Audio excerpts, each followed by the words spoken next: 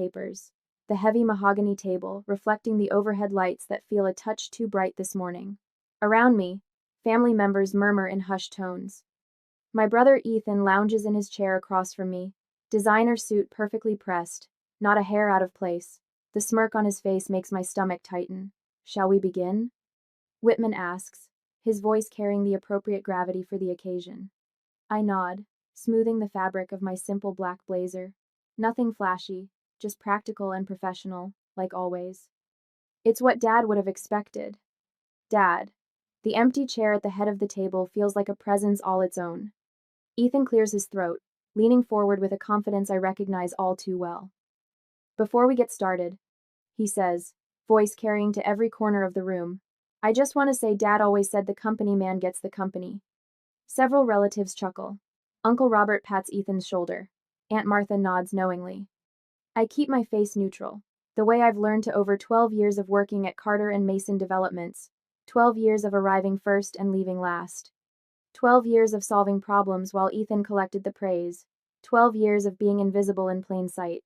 The memories flood back unbidden. Standing on the stage at business school graduation, magna cum laude, scanning the audience for my father's proud face. Finding it, finally, but seeing only polite acknowledgement there.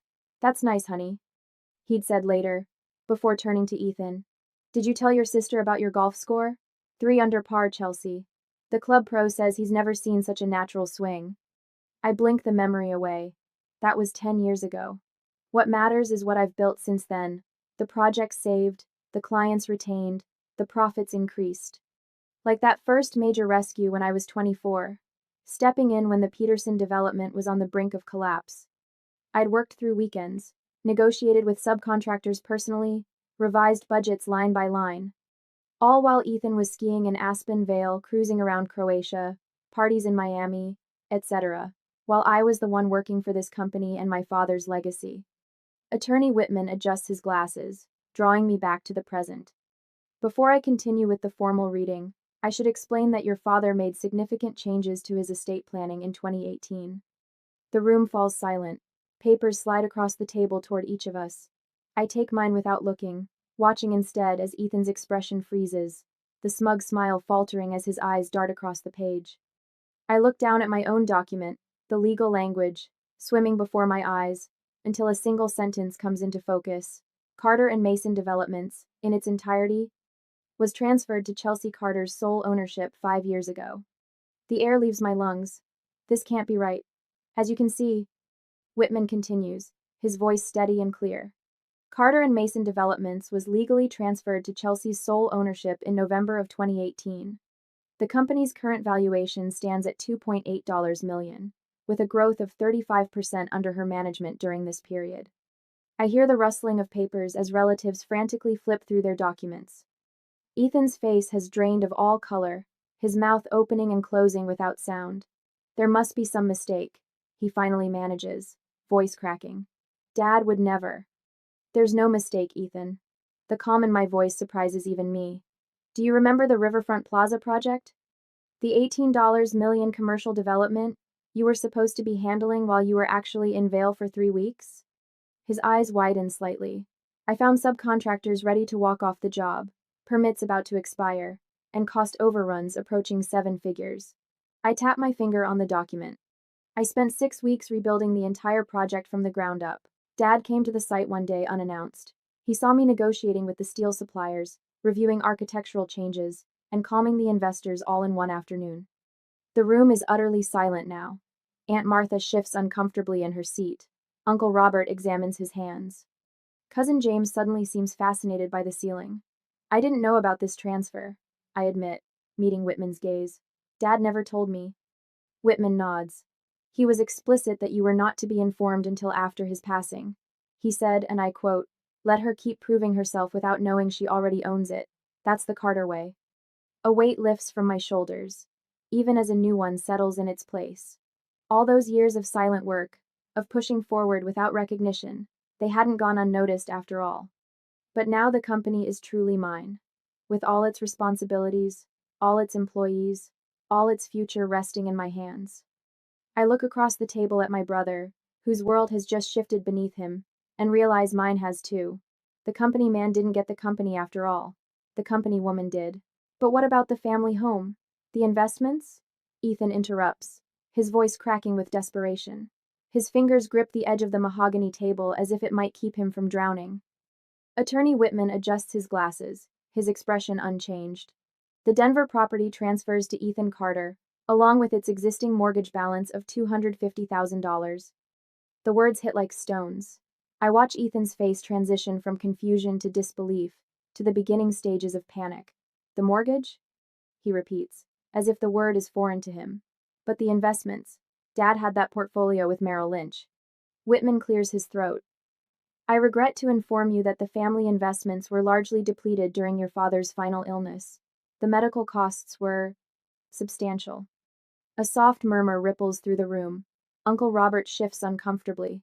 Aunt Martha presses her hand to her throat, her chunky gold bracelet catching the light. So I get a house with a mortgage? Ethan's voice rises an octave. That's it? The realization washes over him visibly. His expected windfall is actually a financial burden. The designer suit suddenly looks like an expensive mistake. But what about Chelsea? Aunt Martha whispers loudly from her corner. Surely George left her something? Uncle Robert waves his hand dismissively. Probably some of Margaret's china. You know how George felt about the business staying with the men in the family. I focus on my breathing, keeping my expression neutral as they discuss me as if I'm not present, the same way they've always done. Ethan straightens his tie, reaching for anything that might salvage his reputation. Well, at least I got the house. Prime Denver real estate. Worth at least $1 million in today's market. His voice carries the forced bravado of a man trying to convince himself as much as everyone else. A small smile appears at the corner of Whitman's mouth. He glances at me with a look I can't quite interpret. We haven't finished yet. The memory surfaces unexpectedly. 3 years ago. The night I saved the riverfront project. My father calling at 2 a.m. after reviewing the recalculated projections I'd emailed him. I didn't think you had it in you, he'd said, his voice gruff with something I couldn't identify at the time. The contractors are all back on schedule? Yes, I'd answered, exhausted but proud. And I got them to agree to the original price points. A pause on the line, then, I see you now, Chelsea. It was the first time he'd ever said anything like that to me. I'd gripped the phone so hard my fingers ached. Across the table, Marjorie Davis, the company bookkeeper who has worked for Carter and Mason for 30 years, catches my eye and nods almost imperceptibly. She knows. She's always known. Whitman reaches beneath the table and produces an ornate wooden box, its surface gleaming with age and polish. He places it carefully in front of me. And to my daughter Chelsea, he reads from the will. I leave my father's collection. Prom. A poorly concealed snicker comes from Uncle Robert's direction. Cousin James smirks. I hear Aunt Martha whisper. Just as we thought. The trinkets. My fingers trace the inlaid pattern on the box lid. I've seen it before, sitting on my father's dresser for as long as I can remember. Always locked, always private. I open it slowly. Nestled on deep blue velvet are rows of vintage watches. Patek Philippe, Rolex, Vacheron Constantin. Each one gleaming, immaculate, perfect. My grandfather's passion. My father's secret pride. 51 pieces in total. Whitman announces, his voice cutting through the sudden silence. Professionally appraised last year at $460,000. The room freezes. Ethan's mouth opens and closes without sound, like a fish suddenly finding itself on dry land. That's, he finally splutters, that's not possible. I assure you, it's quite accurate.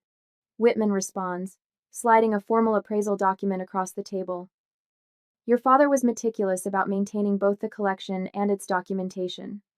Aunt Martha, who seconds ago was dismissing my inheritance, now leans forward with renewed interest. Uncle Robert's eyebrows lift toward his receding hairline. So, Chelsea gets the company worth $2.8 million. Ethan says slowly, as if working through a difficult equation. Plus watches worth almost $500,000? I do the mental calculation myself. $2.8 million plus $460,000. A $3.26 million inheritance versus a house with a $250,000 mortgage. The imbalance is staggering. Relatives who moments ago were chuckling at my expense now approach with sudden respect. Uncle Robert clears his throat awkwardly. Always thought you had a good head for business, Chelsea.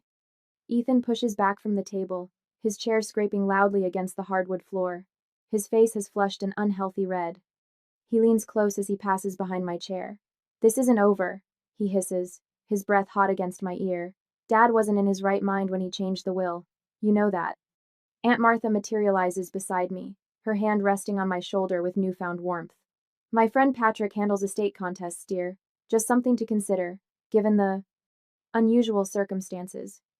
Uncle Robert joins the chorus from across the table. Family should stick together, Chelsea. I'm sure you'll do the right thing and share with your brother. I close the watch box with a definitive click that silences the room. For the first time in my life, I don't feel the need to make myself smaller for their comfort. I worked 80-hour weeks for 12 years. I say, my voice steady and clear. I managed projects Ethan abandoned. I secured clients he alienated. I earned every bit of this. I stand, gathering the documents and the watch box. The weight of it feels right in my arms, substantial, valuable, mine. The family man didn't get the company or the fortune. The family woman did. And for once, I'm not apologizing for it.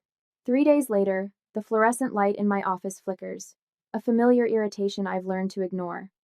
I straighten the modest wooden nameplate on my desk, Chelsea Carter, Executive Vice President, a title that took 8 years longer to earn than it should have. I trace my finger along the edge of my grandfather's watch, now mine, its weight still unfamiliar on my wrist. 3 days since the will reading, and the office feels different. My office. My company. The phone rings for the 4th time this hour. Chelsea Carter. I answer, my voice steadier than my hands. Chelsea, dear. Aunt Martha's honey-sweet tone carries warning signs. The family is concerned. We really should discuss what's happening with the company. There's nothing to discuss, Aunt Martha. The legal transfer was completed 5 years ago. But surely you understand how this looks? Your father clearly wasn't thinking clearly when he... I have another call. We'll talk soon. I hang up before the familiar rage can color my voice. I swivel my chair toward the window, where construction cranes punctuate the Denver skyline. Each one represents projects I've overseen, clients I've reassured, problems I've solved. The view reminds me of my first day, 12 years ago. Just handle the filing, honey, Dad had said, showing me to a windowless room in the basement. Ethan will show you around when he gets back from his meeting. The meeting turned out to be a 3-hour lunch with Dad's golfing buddies. I spent that first day organizing 6 months of backlogged permits that threatened to shut down 3 active projects. The memory stings less now, knowing what I know. A sharp knock precedes Barbara poking her head in. She's been the office manager since before I was born. Her silver hair and no-nonsense glasses as much a fixture of Carter and Mason as the blueprint table in the conference room. He's here, she says, face tight with warning. And he brought reinforcements. I barely have time to stand before Ethan barges in, followed by Uncle Robert. My brother's designer suit can't hide the anger radiating from him. His face is flushed, hair slightly disheveled, unusual for someone who spends more on grooming products than I do on rent. This ends now, Ethan announces, slamming the door behind them. We need a family meeting to discuss what Dad really wanted. I fold my arms across my chest. What Dad wanted is perfectly clear in the legal documents you received. Documents that will be contested. Uncle Robert steps forward, his bulky frame imposing in my modest office. George wasn't himself in those later years. He was sharp enough to notice who was actually running his company. I reply, surprised by my own calm. Ethan paces, hands gesturing wildly. You've always been his little pet project. Poor Chelsea. So serious, so hardworking. He stops, leaning across my desk. But we both know you manipulated him, getting him alone when he was vulnerable after Mom died. The accusation lands like a physical blow. I think of nights spent sleeping on the office couch, of the Peterson project that nearly bankrupted us, of how close we came to losing everything because of Ethan's negligence. You want to talk about manipulation? I open my desk drawer slowly. Let's discuss the Peterson development. Ethan's expression flickers, uncertainty crossing his face. $18 million, Ethan. Our largest contract ever. I pull out a thick folder. You were supposedly managing it while Dad recovered from his heart surgery. Ancient history, he dismisses with a wave. 3 years ago isn't ancient. Not when I found subcontractors threatening to walk because they hadn't been paid in 6 weeks. Not when permits were expired. Not when cost overruns were approaching seven figures. I opened the folder. And certainly not when I discovered where some of that money went. Uncle Robert shifts uncomfortably. We're not here to dredge up old business disputes. Really? Because I have the bank records showing $215,000 transferred to Ethan's personal account during that period. I slide the statement across the desk. Money earmarked for the steel supplier who nearly put a lien on the property. Ethan's face drains of color. Dad approved those transfers. For business development. At a ski resort? I push another document forward. With your girlfriend at the time? That's an interesting business strategy. The room falls silent. Outside my window, Denver continues its busy rhythm, oblivious to our family drama. I think about the darkest moment, 3 years ago, when I discovered the depth of Ethan's betrayal. I'd been working through the night, calling in favors from every contact I had, renegotiating with suppliers who'd been burned by delayed payments. Dad had initially blamed me when the project first showed trouble signs. I put Ethan in charge for a reason, Chelsea. Stop interfering. But then he'd shown up unannounced at the site one afternoon. Found me in a hard hat and work boots, going over revised blueprints with the foreman, calming nervous investors on my cell phone while simultaneously negotiating with the city inspector. Dad had stood silently watching for nearly an hour before approaching. I didn't know, was all he'd said. A week later, he'd given me full authority over the project. 2 months after that, I discovered the ownership transfer documents in the company safe. He'd never mentioned them, never acknowledged what he'd done. Just watched me continue to work, continue to prove myself, day after day, while Ethan collected praise for turning the project around. I found something else last night, I say, pulling out one final folder, in Dad's home office.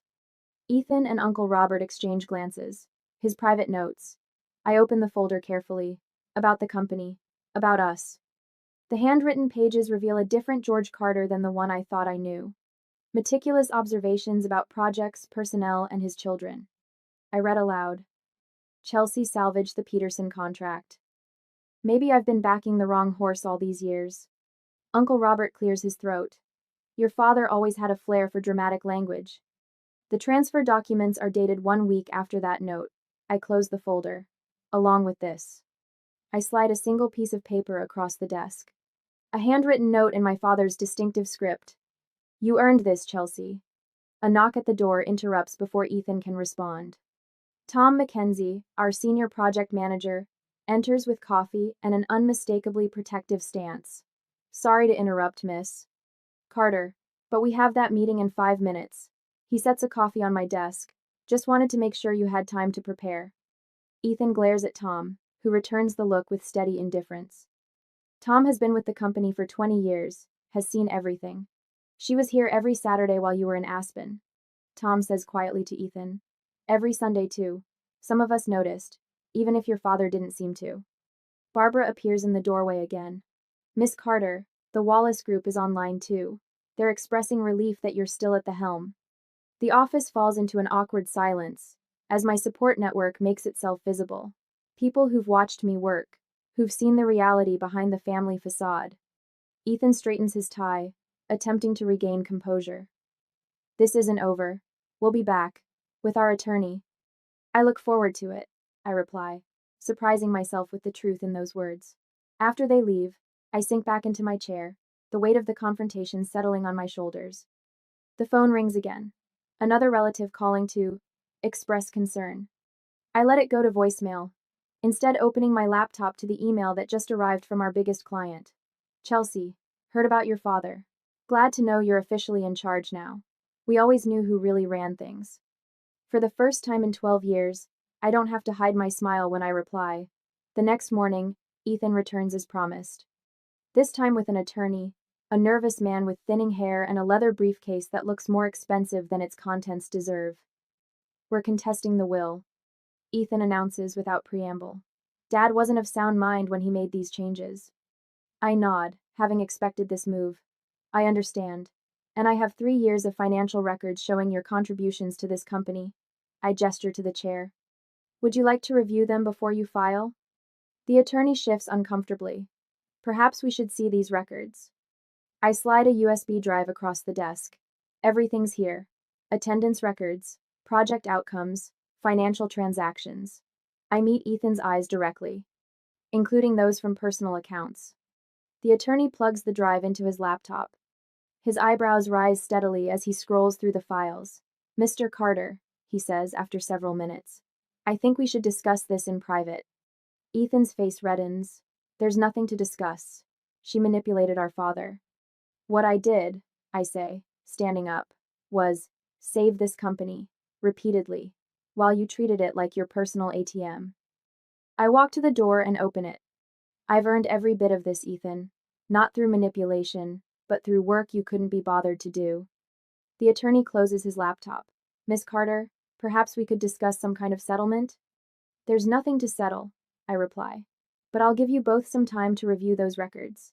They tell quite a story." After they leave, I stand at my window watching the Denver traffic below. I wonder if anyone else has had to stand their ground against someone who underestimated them so thoroughly for so long. The thought brings unexpected strength. My phone vibrates with a text from Barbara. "Your 2 appointment is here, and Ethan's lawyer just left. Alone." I straighten my jacket, adjust my grandfather's watch on my wrist, and prepare to step into the meeting. For the first time, I'll introduce myself as Chelsea Carter, President and CEO. I straighten the gold nameplate on my office door that now proudly displays President beneath my name. The morning light catches the engraving, sending a small flash across the hallway. 3 weeks have passed since the will reading, and each day has brought a fresh attack from Ethan and his supporters. My desk phone chirps. "Miss Carter, your 10 o'clock is here. The Weber Group representatives." "Send them in, Diane." I smooth my burgundy blazer and take a deep breath. The Weber Group nearly pulled their contract when they heard rumors that Ethan might take over. Now they're back to discuss expanding their sustainable housing development. The glass door swings open, and Roger Weber extends his hand. "Chelsea, wonderful to see you still at the helm." "The company's in better hands than ever," I reply, gesturing toward the conference table where blueprints await. An hour later, Roger signs the contract for an expanded green housing initiative that will increase their original development by 30%. "Your father would be proud," he says, capping his pen. "Thank you, but I'm not doing this for my father anymore." The words surprise even me with their certainty. After they leave, I notice a Denver Business Journal email requesting an interview about women changing the landscape of Colorado construction. 5 years ago, I would have forwarded it to the PR department with instructions to decline. Today, I accept. The afternoon brings Diane to my doorway again. "Your brother posted something you might want to see." I pull up Ethan's social media profile to find a lengthy post claiming I manipulated our ailing fathers with sympathy from country club acquaintances who've never set foot on a construction site. My phone buzzes with a text from Aunt Martha. "Family concerned about company direction. Perhaps we should discuss." "Purdy my business, Sid." I set the phone screen down on my desk and return to reviewing quarterly projections when my email pings with a message from Uncle Robert. Subject line: "Concerns for the family business." The final blow arrives at 4 o'clock, a legal letter demanding equitable financial compensation for Ethan based on years of contribution to company growth. I draft a simple press statement by 6, carefully referencing how the company has grown 35% under my management and detailing our commitment to sustainable development. I quote my father's written assessment of my leadership abilities, previously private but now necessary ammunition. By morning, 3 business partners have sent public testimonials supporting my leadership. Carter and Mason's reputation for integrity has only strengthened under Chelsea's direction, writes our largest investor. 2 former clients call to inquire about returning to our roster now that the company's future is secure. The Community Development Board nominates our latest project for an Environmental Innovation Award. A week passes. I'm reviewing staffing projections when Diane knocks softly. "You might want to see this," she says, handing me a real estate listing. The family home Ethan's inheritance is now for sale. The listing description mentions motivated seller and price to move quickly. Later, Tom from project management stops by my office. "My wife's cousin works at that real estate agency handling your family home. Says Ethan's agent told potential buyers the market isn't what it once was when they questioned the below-market price." The Denver Business Journal arrives the following Wednesday with our company featured prominently. "Carter and Mason leads green building revolution." I place it on my desk beside the blueprint for our newest development. My phone lights up with a message from cousin James, who loudly supported Ethan at the will reading. Hey Chelsea, long time. Thought we might catch up over coffee sometime? I'm leaving the office that evening when I spot Ethan's distinctive red sports car parked outside the Northside Employment Agency. The sight stops me cold. The brother who once claimed he was born to run Carter and Mason is now looking for work. Uncle Robert calls the next morning. Chelsea. About Ethan. The boy might need some guidance. Perhaps there's a position. I'm not hiring, Uncle Robert. Aunt Martha leaves a voicemail an hour later asking how the watch collection is doing and whether I'd considered having the pieces properly appraised. From my office window, I can just make out the for sale sign on the family home's lawn, a small red rectangle in the distance. I call my attorney that afternoon. I need you to document every communication, every post, every legal threat. I want it all on record. He agrees, then asks, and the expansion plans? Are we moving forward? Absolutely. I examine the blueprint for our new headquarters. We break ground next month. That evening, I sign papers on a modest but elegant home in a quiet neighborhood. The mortgage-free status feels like armor against whatever comes next. The realtor hands me the keys. Congratulations. Most people your age are still struggling with down payments. I smile, thinking of the watches secured in a climate-controlled vault, and the company that grows stronger each day. I've earned every inch of this. I spot Ethan through the glass wall of my reception area before Barbara can announce him. 3 months since the will reading, and the change is stark. His once immaculate appearance has deteriorated, wrinkled shirt untucked at one corner, hair lacking its usual precise styling. I straighten the papers on my desk and take a steadying breath. Miss Carter, your brother is here. He doesn't have an appointment, Barbara says through the intercom, her tone carrying a protective edge. Send him in, I reply, adjusting my grandfather's watch on my wrist. The weight of it reminds me how much has changed. Ethan enters with a practiced smile that doesn't reach his eyes. Chelsea, he says, voice warm with rehearsed sincerity. The new office looks great. Very executive. I gesture toward the chair across from my desk. What brings you by, Ethan? He settles into the seat, leaning forward with hands clasped. I've been doing a lot of thinking about Dad, about what he would want for us, for the company. I remain silent, letting him fill the space. Look, I know things got heated after the will reading. He adjusts his position, smoothing an invisible wrinkle from his pants. But we're family. Carter and Mason has always been a family business. We should be running this together. The audacity nearly makes me laugh. Instead, I keep my expression neutral, the same mask I've worn through countless meetings where men twice my age underestimated me. The housing market is terrible right now. He continues when I don't immediately respond. I can't sell the house for what it's worth. The mortgage is killing me. That sounds challenging, I say, my voice even. His expression shifts, a flash of irritation breaking through the facade. I'm being cut off from my birthright, Chelsea. The Carter name is on this building because of our father and grandfather. What do you think it does to our reputation when people hear about this family dispute? I notice the subtle threat wrapped in concern. Classic Ethan. I'm willing to forgive the past. He says, magnanimous now. We need to move forward.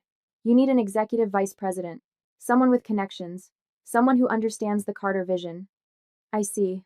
I open my desk drawer and withdraw a manila folder I've kept prepared for this very moment. Would you mind if I shared something with you first? Confusion flickers across his face, but he nods, assuming this is negotiation. I slide the folder across the desk. This contains documentation spanning the last 6 years at Carter and Mason. Ethan flips it open, frowning at the first page, a timeline meticulously crafted by Barbara, showing every major company crisis alongside Ethan's documented absences. Page 2 shows the Peterson development timeline. You'll note you were scheduled as project lead, but flight records confirm you were in Vail from January 3rd through January 28th that year. The project nearly collapsed. His jaw tightens. That was one project. Page 3. I continue calmly. The Westridge Commercial Complex. You reported attending all meetings with the Zoning Commission, yet records show your credit card was used at restaurants in Miami during those dates. I turn to page 4 myself. This spreadsheet tracks company performance quarter by quarter since I took full control. Revenue up 35%. Client retention improved 22%. Employee turnover reduced by half. Numbers can be manipulated, he mutters. Page 5 might interest you. I tap the document. Photos from your Instagram. Skiing in Switzerland during the Hartman crisis. Yachting off Croatia, when we nearly lost the Madison account. Golfing in Scotland, when 3 subcontractors threatened to walk. His face reddens. You've been building a case against me. I've been documenting reality, Ethan, something you've always had trouble facing. I turn to the final page. Dad's notes from his private journal, dated 2 weeks before he transferred ownership. Also, after he transferred the ownership. His concerns about your business acumen are quite specific. Ethan slams the folder shut. This is just Dad being Dad. Always critical, never satisfied. He changed his mind about me, I say quietly. He could have changed his mind about you too, if you'd given him reason. So what now? Ethan asks, voice taut. You've made your point. You want me to beg? I close the folder and return it to my drawer. I'm sorry, Ethan. We're not hiring. He stares at me, momentarily speechless. We shared a childhood? I continue. But we chose different paths as adults. I chose this company. You chose other priorities. Chelsea. I can recommend a financial advisor who might help with your current situation. One consultation, my treat. But the company is no longer a family discussion. His controlled facade crumbles completely. What am I supposed to do? He asks, voice cracking. I never thought I'd actually need to work. The raw admission hangs between us, perhaps the first honest thing he's said in years. That's something you'll need to figure out, I reply, standing to signal the end of our meeting. Ethan rises slowly, defeat visible in the slump of his shoulders. He walks to the door, pauses as if to say something more, then continues out through reception. Through the glass, I watch the staff's subtle reactions, eyes following him, then turning toward my office with quiet nods of respect. No one says a word as I walk to my window and look out at the Denver skyline. The company I rebuilt, the legacy I earned, the future I'll shape. Barbara clears her throat from the doorway. Your 3 o'clock is here. I turn from the window. Send them in. The past can stay where it belongs. I have work to do. When have you had to make a difficult decision that was right for you, even when others disagreed? My expanded executive suite, savoring the morning light as it spills across the polished surface of my grandfather's Patek Philippe on my wrist. 6 months since the will reading, and sometimes I still expect to wake up back at my cramped desk in the corner office. The Denver Business Journal cover hangs framed on the wall opposite my desk. Carter and Mason leads Denver's sustainable building revolution. My photo, not Ethan's, smiles back at me with quiet confidence. The company logo beneath the headline incorporates both my grandfather's original drafting compass and a modern solar panel silhouette honoring our roots while embracing our future. Miss Carter? My assistant Sarah appears at the door. Your 9 o'clock is here. The Women in Business Mentorship candidates. I smile. Send them in. And Sarah, make sure we have enough application packets for everyone. 5 young women file into my conference room, eyes wide as they take in the certificates and awards that now line the walls. I remember being their age, desperate for guidance that never came. Welcome to Carter and Mason Developments. I begin.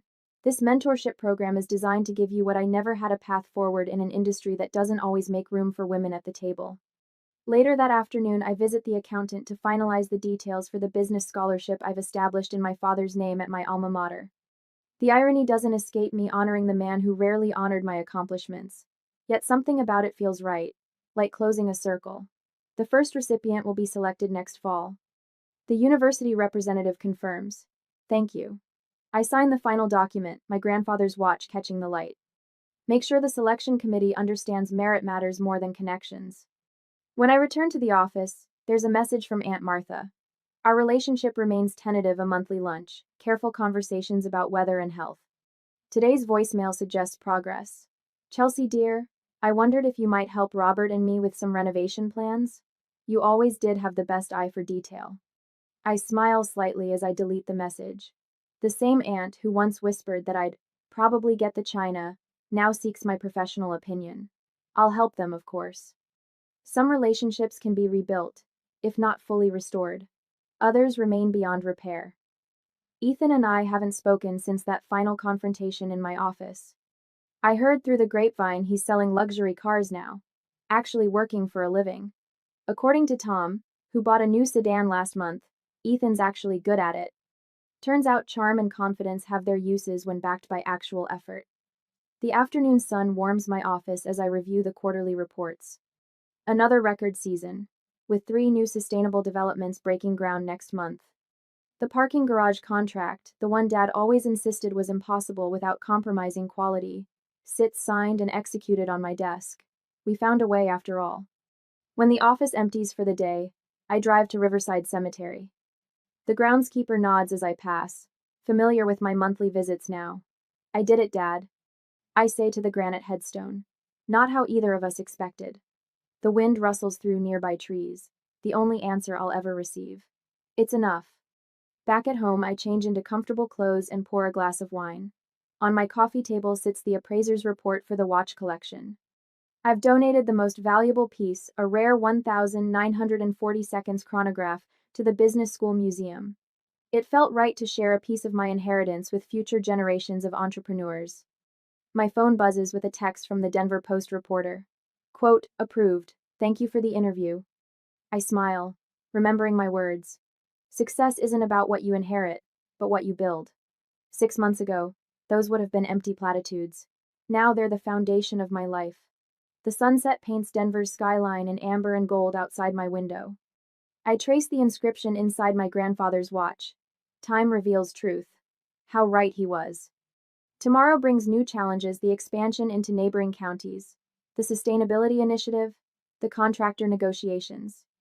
But tonight, I simply stand at the window, watching darkness settle over the city that's finally beginning to recognize the company woman who built something lasting.